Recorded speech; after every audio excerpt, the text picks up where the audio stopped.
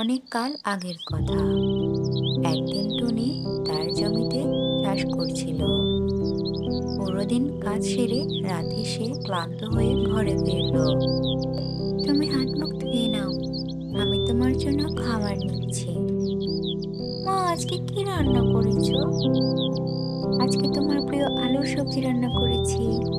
না মা, আমি আর আলুর সবজি খাবো না। প্রতিদিন আলুর সবজি খেতে খেতে আমার আর ভালো লাগছে না। আমি মুরগি দিয়ে ভাত খাবো। কতদিন মুরগির মাংস দিয়ে ভাত খাই না। ঠিক আছে, ঠিক আছে, আর চিন্তা করিস না। আজকে কোনো রকম খেয়ে নে, আমি কালকেই মুরগি এনে রাখবো। এরপর অনেক রাত হয়ে গেল। সবাই খাওয়া দাওয়া করে ঘুমিয়ে পড়েছে। হঠাৎ করে একটা ভূত এলো বাড়িতে।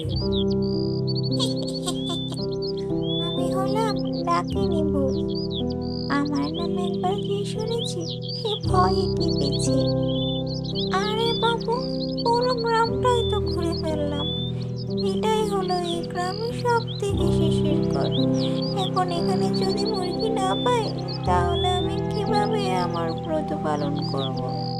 আমার তো 105 খানা মুরগি লাগবে, আর আমি মাত্র 104 খানা মুরগি জোগাড় করেছি। এখন এখানে যদি আরেকখানা মুরগি না পাই, তাহলে কালকে আমি আমার ব্রত পালন কিভাবে করব? আর ধুত্তারি, এখানে তো একটা মুরগিও নেই। এরা কি মুরগি টুরগি খায় না নাকি? ভূত ঘর থেকে বের হতেই যাবে, অমনি কি যেন মনে করে দাঁড়িয়ে গেল। আচ্ছা, একটা কাজ করলে কি হয়?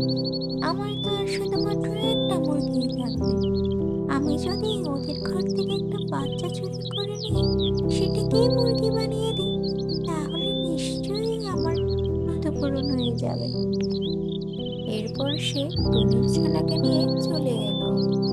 টুনির ছানা ঘুম থাকার কারণে কিছু বুঝতেই পারলো না যে তাকে ভূতে নিয়ে যাচ্ছে। এরপর ভূত তাকে ভূতের আড্ডায় নিয়ে গেল। সেখানে অনেকগুলো মুরগি বন্দি ছিল। তখন সে টুনির ছানাকে মাটিতে শুইয়ে দিল। তারপর আগুন জ্বালিয়ে মন্ত্র পড়তে লাগলো। খাও মাও খাও, ভূতের জাদু দেখিয়ে যাও, টুনির ছানাকে মুরগি বানিয়ে দাও। ভূতের মন্ত্র পড়ার সাথে সাথে টুনির ছানা মুরগির ছানাতে পরিণত হলো।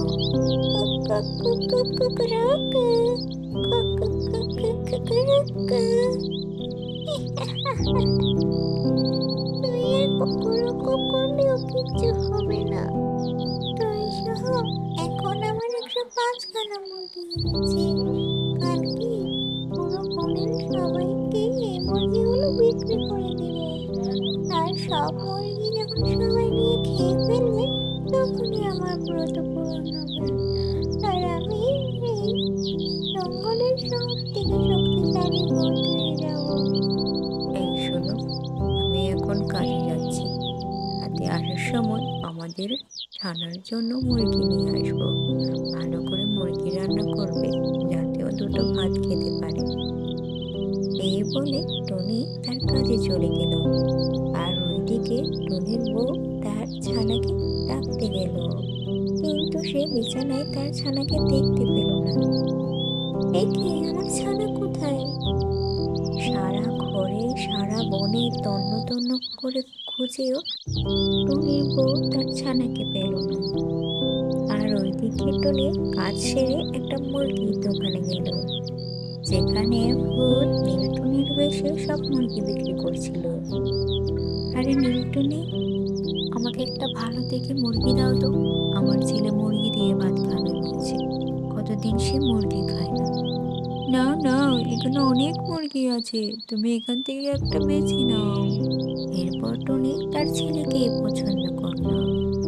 টুনিকে দেখে টুনির ছানা চিৎকার করতে লাগলো, কিন্তু টুনি কিছু বুঝতেই পারলো না।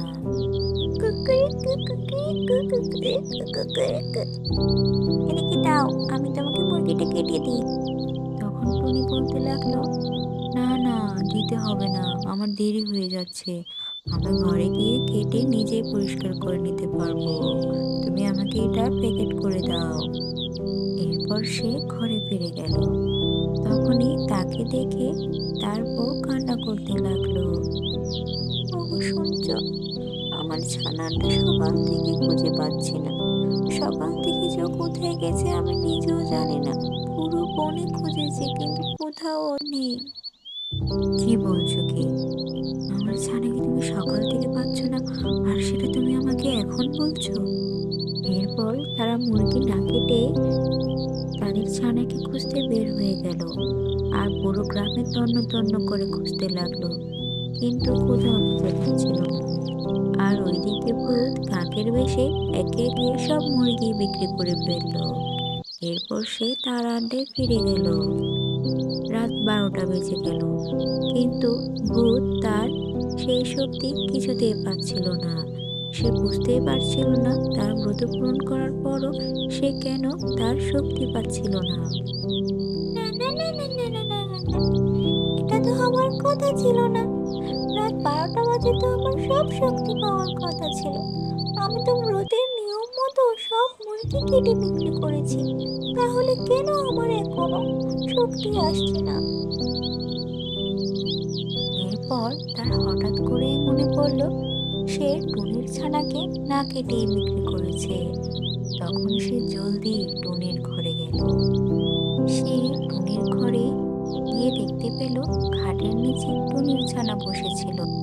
যখনই সে টুনির ছানাকে ধরতে যাবে, অমনি টুনির ছানা মুরগি থেকে টুনির ছানায় পরিণত হয়ে গেল।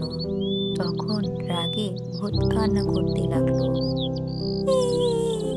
রাত 12টা বেজে যাওয়ার কারণে আমি আমার ভূতের শক্তি পাইনি। আর তোকে যে মুক্তি করেছি তুইও টনির ছানা হয়ে গিয়েছিস। এখন আমি আবার নতুন করে শক্তি জোগাড় করতে হবে। আর ভূতের কথা শেষ হতে না হতে টুনি আর টুনির বউ ঘরে ফিরে এলো। তারা ভূতকে দেখে ভয় পেয়ে গেল, আর তাদেরকে দেখে ভূতও উধাও হয়ে গেল। আর তখনই টুনির ছানা তাদেরকে সব খুলে বলল। অনেক বড় বিপদ থেকে বেঁচে গিয়েছি আমরা। আজকে যদি তোর কিছু হতো তাহলে আমার যে কি হতো? হ্যাঁ গিন্নি, ঠিকই বলেছ। আমরা অনেক বড় বিপদের হাত থেকে বেঁচে গিয়েছি। গ্রামের সবাইকে এ বিষয়ে সতর্ক করতে হবে। এরপর থেকে ওই গ্রামে আর ওই ভূতকে কখনো দেখা যায়নি।